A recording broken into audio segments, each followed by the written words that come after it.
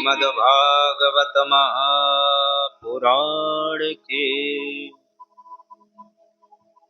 Hello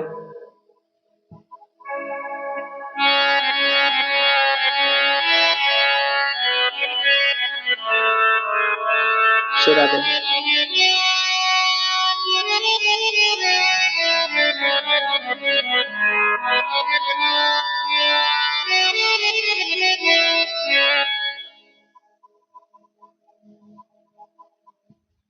Ram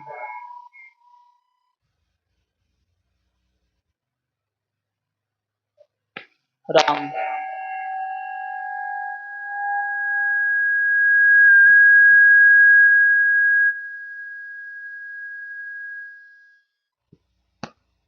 Ram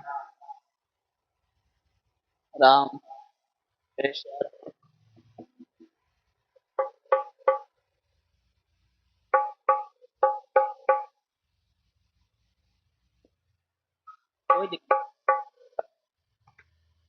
Ram Ram Ram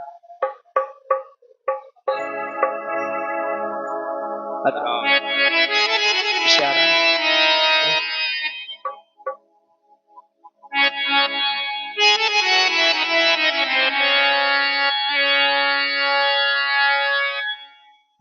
Ram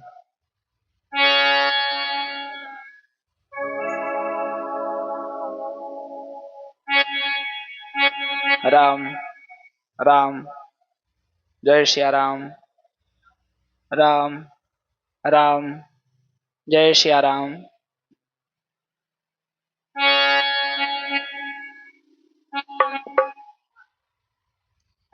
जय श्री राम।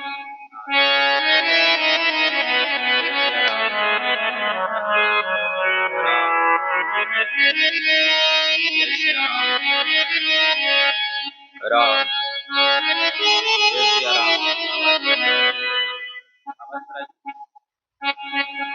जय श्री राम। राम बोल वृंदावन बिहारी लाल की जय हो। श्रीमद्भागवत महापुराण की जय हो। तीर्थराज प्रयाग की जय हो।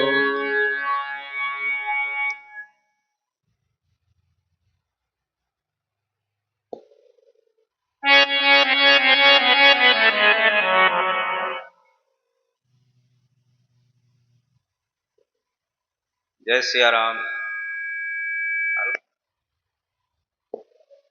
जय श्री राम। राम जय श्री राम।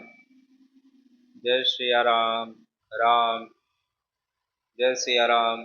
ठीक है।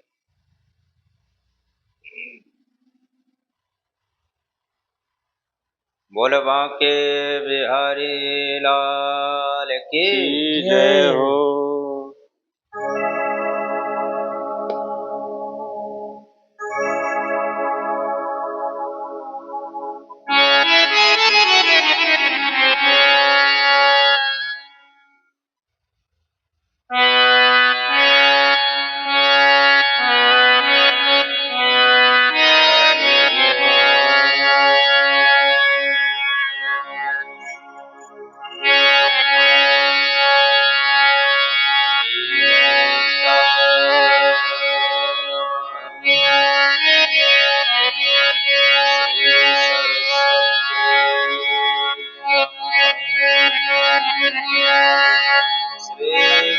चरण कमलेभ्यो नमः।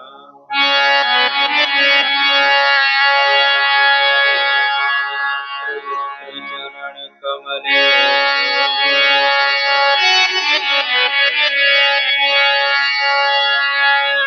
नमः परमहंसास्वामी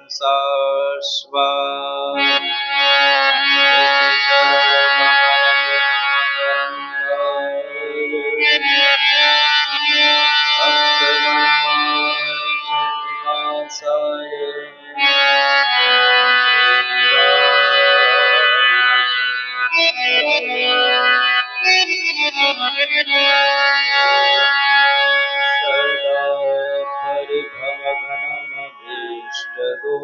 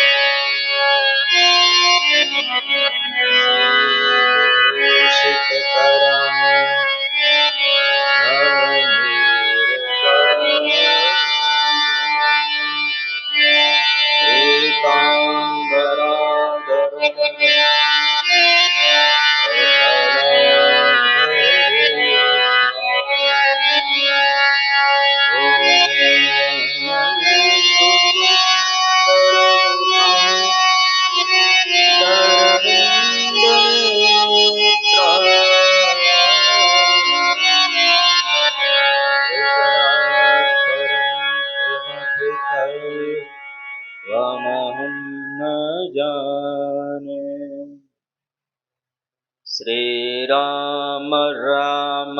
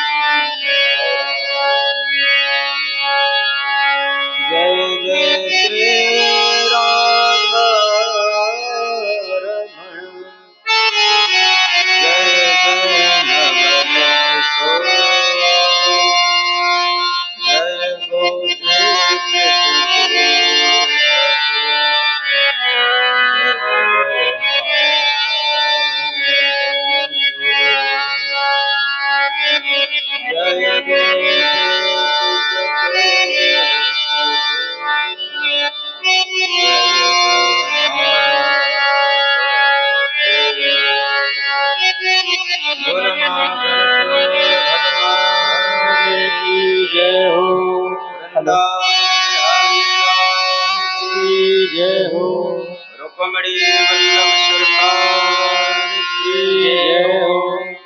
परम मंगलमय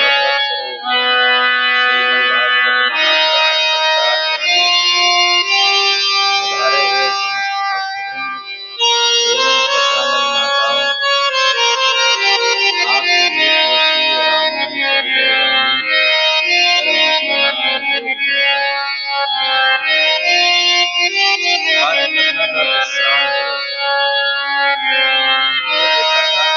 समापन दिवस नहीं होता, कथा का विश्राम दिवस होता है। आज यहाँ कथा विश्राम हुई तो कल कहीं और प्रारंभ हो जाती, इसलिए पायो परम विश्राम राम समान प्रभु नाही कहूँ। गोस्वामी तुलसीदास जी ने कहा है, जब संपूर्ण रामचरित मानस को हमने लिख दिया तो क्या मिला गोस्वामी जी को? बोले पायो परम विश्राम, परम शांति। तो शांति का अनुभव तभी होगा जब निरंतर भगवान की कथा सुनते रहेंगे, और यदि भगवान की कथा आपने छोड़ी तो जीवन में क्रांति आने में देर नहीं लगेगी। इसलिए निरंतर भगवान की कथा को सुनिए, तभी विश्राम मिलेगा। इसलिए कथा का विश्राम दिवस होता है। आइए हम सभी लोग सुंदर भगवान का नाम संकीर्तन करें, और फिर जैसे प्रभु की इच्छा होगी हम सभी लोग भागवत के भागीरथी में अवगाहन करेंगे। बोल भागवत महापुराण की जय हो। राधे श्याम जय राधे श्याम, राधे श्याम जय राधे श्याम,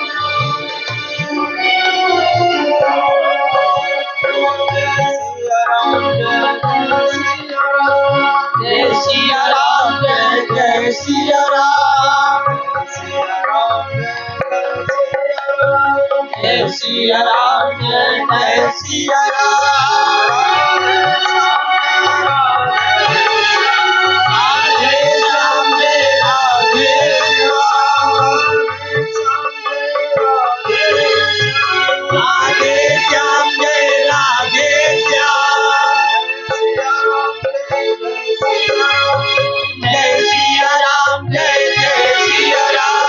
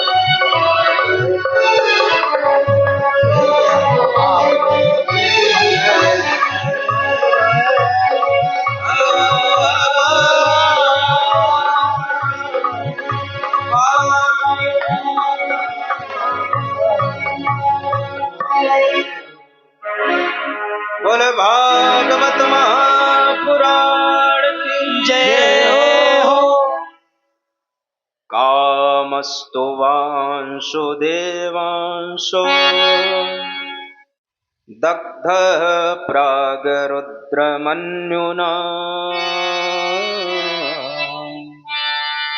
देवोपपत्तये भूयः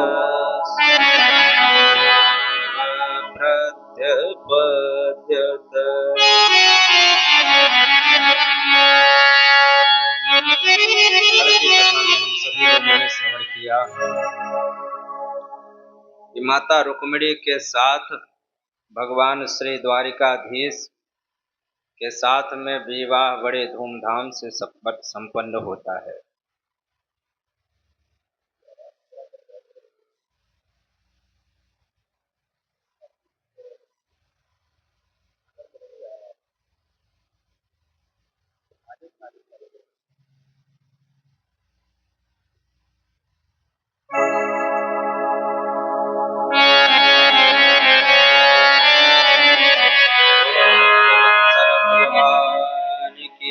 जय हो। तो कल हम सभी लोगों ने बड़े ही धूमधाम से रुक्मिणी वल्लभ का विवाह उत्सव मनाया। देख ले, रुक्मिणी मैया साक्षात लक्ष्मी मैया है और भगवान श्री कृष्ण साक्षात नारायण है। तो लक्ष्मी का विवाह किनके साथ होता है? बोले नारायण के साथ। इसलिए लक्ष्मी पति केवल नारायण ही हो सकते हैं। लक्ष्मी को हम अपनी बहन बना लें, बेटी बना लें, माँ बना लें, परंतु लक्ष्मी पति बनने का कभी प्रयत्न नहीं करना चाहिए।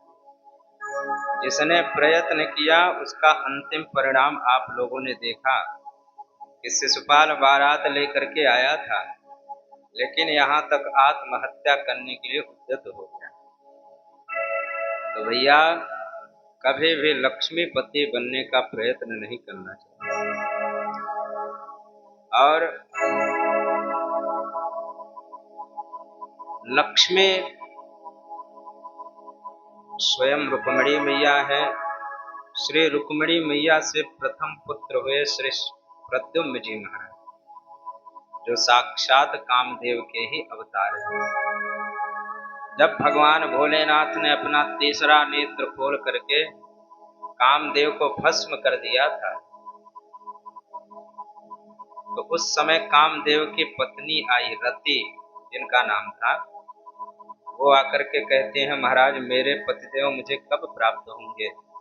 तब उस समय भगवान शिव ने आशीर्वाद दिया कि जब भगवान श्री कृष्ण का यदुवंश में अवतार होगा, इस पृथ्वी का भार हरण करेंगे, तो भगवान श्री कृष्ण के पुत्र के रूप में साक्षात आपके पति देव का भी अवतार होगा। जब यदुवंश कृष्ण अवतारा, हुई है हरण महामहि भारा, तो कृष्ण तनय हुई है पति तोरा, वचन अन्यथा होई न मोरा। यह मेरा वचन अन्यथा नहीं हो सकता, झूठा नहीं हो सकता। और वही कामदेव आज प्रद्युम्न जी महाराज के रूप में प्रकट हुए। देखिए, जीवन में यदि रति आए, रत बिन राज रत बिन पाठ, रत बिन मानस लागत फीको, रत बिन संग रत बिन साधु, रत बिन जोग न होए जति को, कवि गंग कहे सुन साह अकबर, रत बिन मानव एक रति को। तो जीवन में रति होना अति आवश्यक है। किसमें? बोले दूसर रति मम प्रसंगा। जीवन में रति होना अति आवश्यक है। तो रति भगवान शिव के पास आई तो भगवान ने कहा, आशीर्वाद दिया और कहा, देवी तुम चिंता मत करो, श्री कृष्ण के पुत्र के रूप में प्रद्युम्न जी आएंगे। और महाराज ऐसा ही हुआ। प्रद्युम्न जी का हरण करके एक संबरासुर नाम का दैत्य लेकर के चला गया। सो प्रद्युम्न जी को समुद्र में फेंक दिया। एक मछली ने प्रद्युम्न जी महाराज को निगल गई और महाराज उस मछली को एक मछुआरे ने पकड़ लिया। जब उस मछली के पेट को चीरा तो उसमें से प्रद्युम्न जी महाराज प्रकट हो गए। अब प्रद्युम्न जी को ले जा करके राजा को समर्पित कर दिया। और शत्रु संबरासुर था, तो अपने शत्रु के ही घर में प्रद्युम्न जी महाराज निवास करने लगे। इधर नारद जी महाराज ने रति से कहा कि देवी जी आपके पति देव का अवतार हो चुका है, कहाँ है महाराज? बोले संबरासुर के। तो छद्म में वेश धारण करके रति संबरासुर के घर आकर के खूब सेवा करने लगे प्रद्युम्न जी महाराज का। लेकिन धीरे धीरे प्रद्युम्न जी महाराज जब बड़े होने लगे तो प्रद्युम्न जी महाराज रति से कहते हैं कि अरे देवी जी, आप हमारी सेवा कर रही हैं, परंतु आप में मातृत्व का दर्शन क्यों नहीं हो रहा है? तब रति कहते हैं महाराज मैं आपकी पत्नी हूँ। पूरा जब समाचार बताया, पूरी कथा सुनाई, तब प्रद्युम्न जी महाराज को समझ में आया कि ये संबरासुर मेरा शत्रु है। तो सैन्य शक्ति के बल से तुरंत संबरासुर का उद्धार कर दिया और रति से विवाह करके पुनः प्रद्युम्न जी महाराज अपने घर पर लौटे। और महाराज प्रद्युम्न जी और रति के साथ जब आए वापस, रुक्मिणी जी के आनंद का पारावार नहीं रहा। जब गए थे प्रद्युम्न जी महाराज तो छोटे से थे, और आज जब बहू रानी के साथ में आए तो परम प्रसन्न हो गई रुक्मिणी मैया। और इस प्रकार से प्रद्युम्न जी महाराज का विवाह रति के साथ में संपन्न होता है। भवान नारायण सुतः संबरेणाहृतो गृह कृता पत्नी नमो भगवान प्रभु।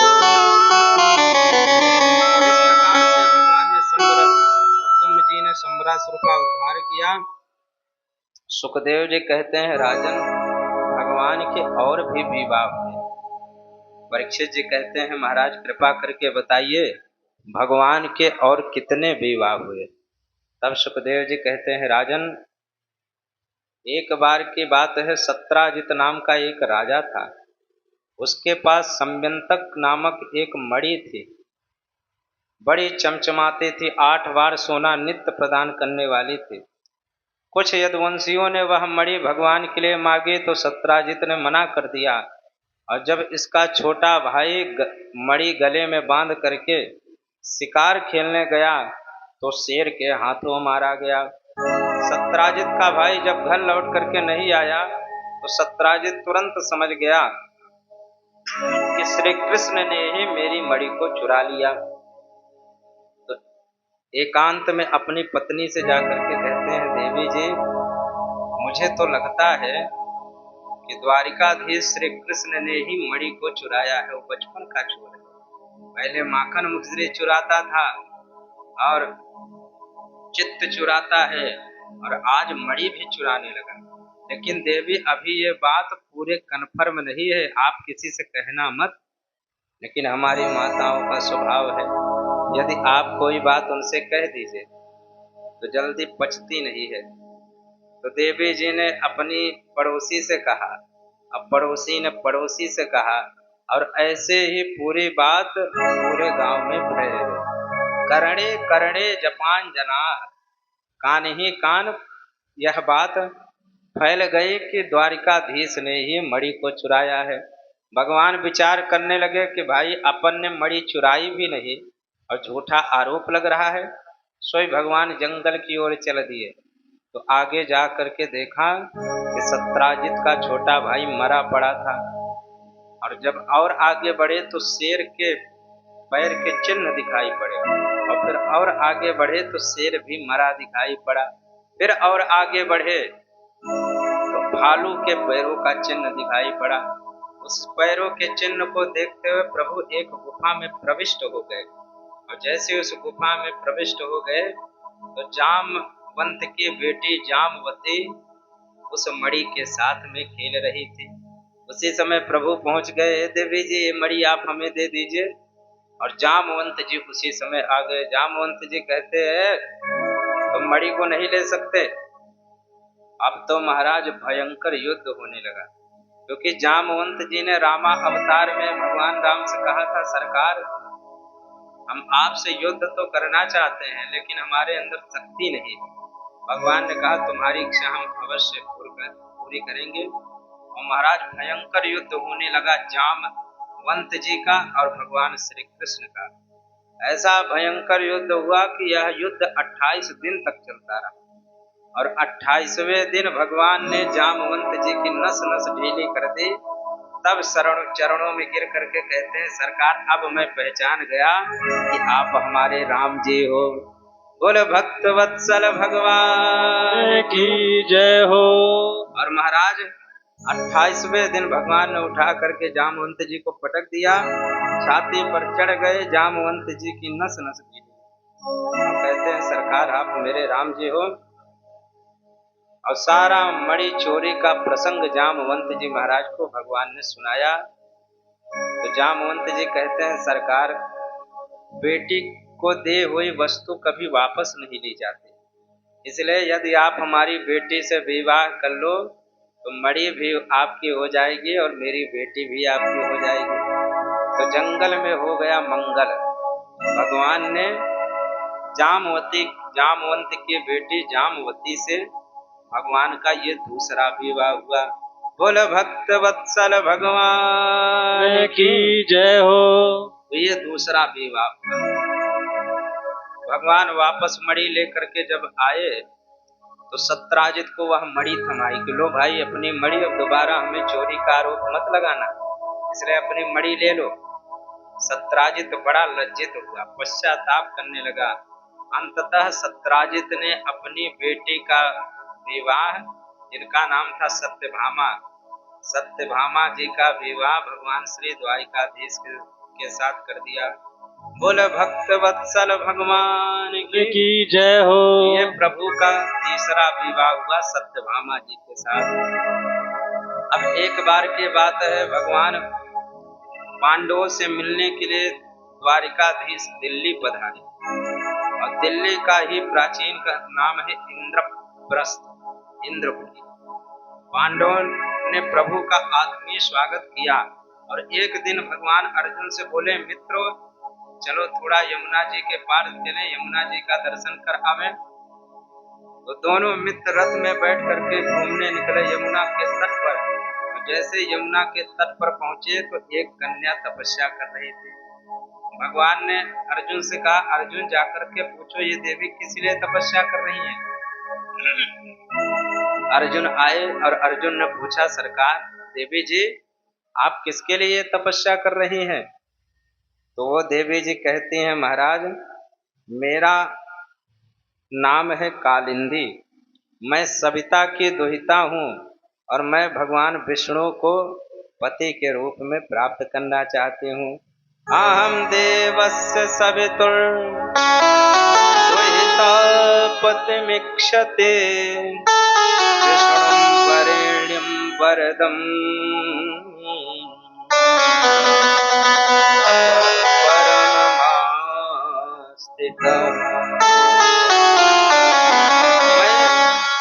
विष्णु वरेण्यम वरदम, भगवान विष्णु को पति के रूप में प्राप्त करना चाहती हूँ। तुरंत अर्जुन दौड़ते हुए भगवान श्री कृष्ण के पास आकर के कहते हैं, सरकार आपकी बृहस्पति बड़ी तेज चल रही है, अरे ये भी आपके लिए ही तपस्या कर रही हैं। तो बेरंच पत्नी वरदारदारदा कलिंद कन्या यमुना मुना मुना भागीरथेयं जननी रनी रनी अहो त्रिवेणी रमणी मणि मणि कन्या यमुना मुना। कालिंदी मैया का विवाह वहीं पर द्वारिकाधीश के साथ में हो गया। बोल भक्त वत्सल भगवान की जय हो। और महाराज ये चौथा विवाह हुआ। अब अवंती उज्जैन देश के राजा थे बिंद और अरविंद, उनकी बहन थी मित्रविंदा। और मित्रविंदा के साथ भगवान का पांचवा विवाह। एक थे महाराज कौशल नरेश नगनजित, जिनकी बेटी थी सत्या देवी। तो ये सत्या देवी के साथ भगवान का छठा विवाह हुआ, भद्रा जी के साथ सातवां विवाह हुआ और सत्यभामा जी के साथ लक्ष्मणा जी के साथ भगवान का आठवां विवाह संपन्न हुआ। बोल भक्त वत्सल भगवान की जय हो। इस प्रकार से भगवान के कुल कितने विवाह हुए? 8। परंतु एक बार की बात है, प्रभु अपने सिंहासन पर बैठे हुए थे, तो उसी समय महाराज प्राग ज्योतिषपुर का राजा भौमासुर, उसने प्रतिज्ञा कर रखे थे कि जब 20,000 कन्याएं हो जाएंगे तो एक साथ हम उनसे विवाह करेंगे। तो 16,100 कन्याएं उसने एकत्रित कर ली थी। भगवान को जब इधर पता चला तो प्राग ज्योतिषपुर जाकर के भगवान ने भौमासुर का उद्धार किया और उन 16,100 कन्याओं को मुक्त कर दिया। और महाराज वो कन्याएं कहती हैं, सरकार अब हम कहाँ जाएंगे, हमें कोई स्वीकार नहीं करेगा, इसलिए आप हमें स्वीकार करिए। तो एक ही मुहूर्त में प्रभु ने उन 16,100 कन्याओं से विवाह कर लिया। बोले भक्त वत्सल भगवान की जय हो। भगवान के कुल कितने विवाह हुए? 16,108। इस प्रकार से भगवान ने विवाह किए और महाराज कालांतर में भगवान के प्रत्येक रानी से 10-10 बेटा हुए और एक एक बेटी का जन्म हुआ। इस प्रकार से प्रभु का बड़ा भारी परिवार हो गया। उनके गृहस्थ लीला पर भी कुछ प्रकाश डालिए। परीक्षित जी महाराज प्रश्न करते हैं। सुखदेव जी कहते हैं, राजन, भगवान अपनी इस विशाल परिवार में बिल्कुल प्रसन्न रहते हैं, प्रमुदित रहते हैं। भगवान का मुख कभी मुरझाया नहीं। भैया भगवान जैसे विपत्ति कभी किसी के ऊपर नहीं आ सकती। भाई जन्म ही जिसका जेल खाने में हुआ है और जेल खाने से निकल करके गोकुल में गए तो और विपत्ति आई, कितने राक्षस भगवान को मारने के लिए आए। हाँ, और जब गोकुल से वृंदावन आए तो वहां पर कितनी विपत्ति भगवान को झेलनी पड़ी। फिर वहां से जब मथुरा आए तो मथुरा में कंस का उद्धार किया, वहां भी बड़ी विपत्ति प्रभु को झेलनी पड़ी। भगवान सदा विपत्तियों से घिरे रहे, लेकिन विपत्ति आते हुए भी प्रभु का मुख कभी मुरझाया नहीं, सदा प्रसन्न रहते हैं। प्रसन्न वदनोध्याये सर्व विघ्नोपशांतये। जो प्रसन्न व्यक्ति होता है उस पर कभी जीवन में समस्याएं नहीं आ सकती, इसलिए भगवान सदा प्रसन्न रहते हैं। एक दिन प्रभु ने सोचा कि हमारी इतनी पटरानियां हैं, कभी कोई रूठ जाती हैं, कभी कोई कोप भवन में बैठ जाती हैं, प्रायः सबको हम मनाने भी जाते हैं, परंतु हमारी जो पटरानियों में रुक्मिणी जी हैं वो कभी मुझसे रूठती नहीं है, कभी नाराज नहीं होती। सोई भगवान ने क्या किया, भगवान ने कहा, एक दिन भगवान रुक्मिणी जी के पास आए और आकर के कहते हैं, एक बात बताओ देवी जी, आपने मुझसे विवाह क्यों किया? और ये प्रश्न सुनते ही रुक्मिणी जी के होश उड़ गए। अरे राम राम, हे भगवान, आज मुझसे जाने क्या गलती हो गई, ये कैसी बातें कर रहे हैं। शादी के हुए इतने वर्ष हो गए, 10-10 पुत्र के पिताजी बन गए और आज हमसे पूछ रहे हैं कि तुमने हमसे विवाह क्यों किया। रुक्मिणी जी मौन है, कुछ नहीं बोल रही हैं। तिरछी निगाह से प्रभु देख रहे हैं इनको गुस्सा आ रहा है कि नहीं, लेकिन रुक्मिणी जी को कोई गुस्सा नहीं आ रहा है। भगवान कहते, देखो देवी जी, हमारा आपका जोड़ा बिल्कुल ठीक नहीं बैठता। अरे कहाँ तुम राजघराने की राजकुमारी और भैया जिनके माँ बाप का कोई ठिकाना नहीं, हमारे खानदान का कोई ठिकाना नहीं, और आपने मुझसे विवाह किया। अरे शिशुपाल कितना बढ़िया था, मुझे लोग रणछोर कहते हैं, तो आपने मुझसे विवाह क्यों किया? और महाराज भगवान कहते हैं कि देवी जी, हमसे विवाह करने का कारण क्या है? तो थोड़ा सा गुस्सा देख रहे हैं कि आ रहा है कि नहीं, लेकिन रुक्मिणी जी बिल्कुल शांत हैं। और अंततः रुक्मिणी जी मूर्छित होकर के तुरंत महाराज गिरने लगे। भगवान चतुर्भुज रूप धारण करके दो हाथों से रुक्मिणी जी को थामा और एक हाथ से भगवान पंखा देने लगे और एक हाथ से पानी के छींटे। अरे देवी जी, ये क्या हो गया आपको? उठिए उठिए। अब जैसे रुक्मिणी जी उठी तो कहते हैं, सरकार आप क्या कहते हैं कि आपने मुझसे विवाह करके क्या किया? आप में कोई गुण नहीं है। आज प्रत्येक प्रश्नों का उत्तर दिया रुक्मिणी मैया ने। भगवान रुक्मिणी मैया कहते हैं, सरकार आप कहते हो आप में कोई गुण नहीं है। जो निर्गुण निराकार निरीह निर्विशेष परम ब्रह्म परमात्मा है, उसमें क्या कभी गुण देखा जा सकता है क्या? आप तो साक्षात पर ब्रह्म परमात्मा है। आप कह रहे हैं रणछोर हैं, तो सच में सरकार आप सब भक्तों के चित्त को चुराने वाले हैं। इसलिए मुझे तो लगता है कि आप जैसा चोर कभी संसार में नहीं मिलेगा। नमामि चित्त चोर कम, आप तो संसार के चित्त को चुराने वाले हैं। और महाराज इस प्रकार सारे प्रश्नों का रुक्मिणी मैया ने उत्तर दिया। तो भगवान कहते, देखो देवी जी, गृहस्थ जीवन में हास परिहास होना अति आवश्यक है। अरे मैं तो आपसे हास परिहास कर रहा था, आपको क्या लगा कि मैं बिल्कुल गंभीर बोल रहा हूँ? बोले ना ना, गृहस्थ जीवन में हास परिहास होना अति आवश्यक है।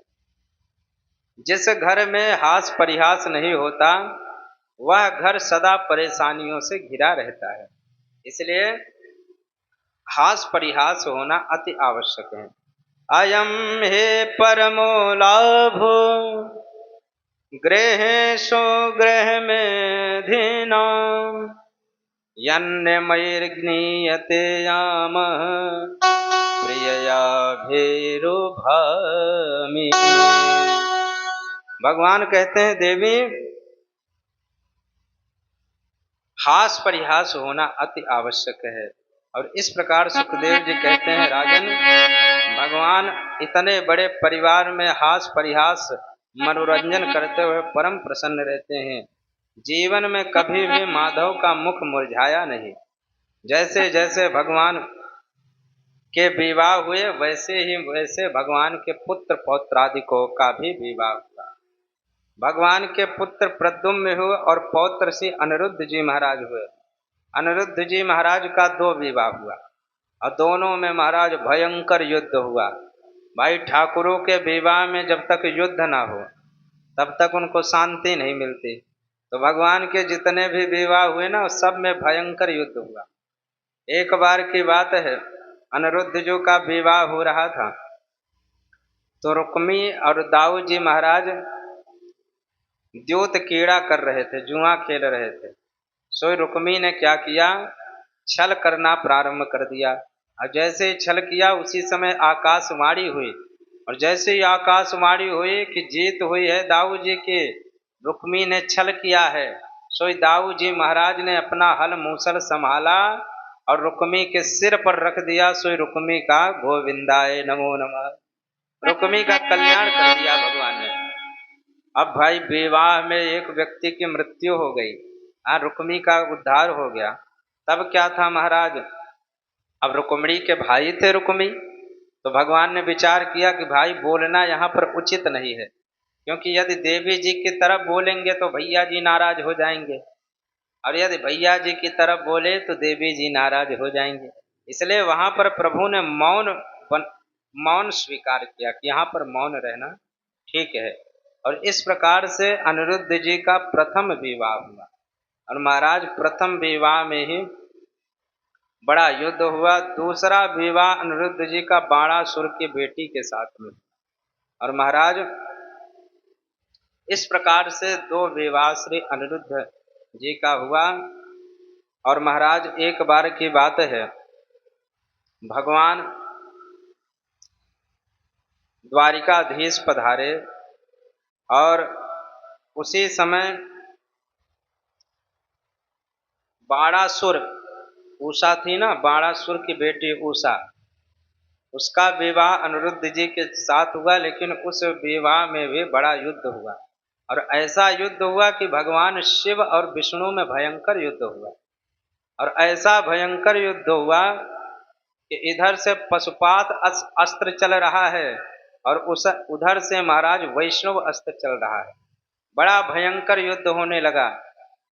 लेकिन क्योंकि बाणासुर भगवान भोलेनाथ का भक्त था, और जब भक्त था तो भगवान भोलेनाथ उसकी रक्षा भी करते हैं, इसलिए उसका कारण बना कि भगवान स्वयं शिव भगवान श्री द्वारिकाधीश से युद्ध करने लगे।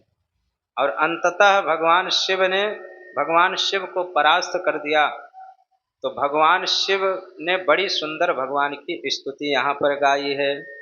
नमामि त्वनंत शक्तिं परेशां सर्वात्मानं केवलं ज्ञप्तिमात्रम् विश्वोत्पस्ते स्थान संरोधयितुं यत्तद् ब्रह्मलिंगं प्रशांतम्। बड़ी ही सुंदर माहेश्वर जर के माध्यम से भगवान शिव ने स्तुति गाई भगवान की, और महाराज भगवान प्रसन्न हो गए। और इस प्रकार से भगवान शिव ने बाणासुर के प्राण बचाए। देखिए, भगवान श्री हरि में और भगवान श्री हरि में कभी भी अंतर नहीं समझना चाहिए। ये जितनी भी लीलाएं हैं ना, ये सब प्रभु केवल संसार को ज्ञान देने के लिए लीलाएं करते हैं। इसलिए कभी भी हरि और हर में भेद नहीं समझना चाहिए। हरि हर एक हैं दोनों, न ये कम है न वो कम है। हरि हर एक हैं दोनों, न ये कम है न वो कम है। हरि हर एक है दोनों, न ये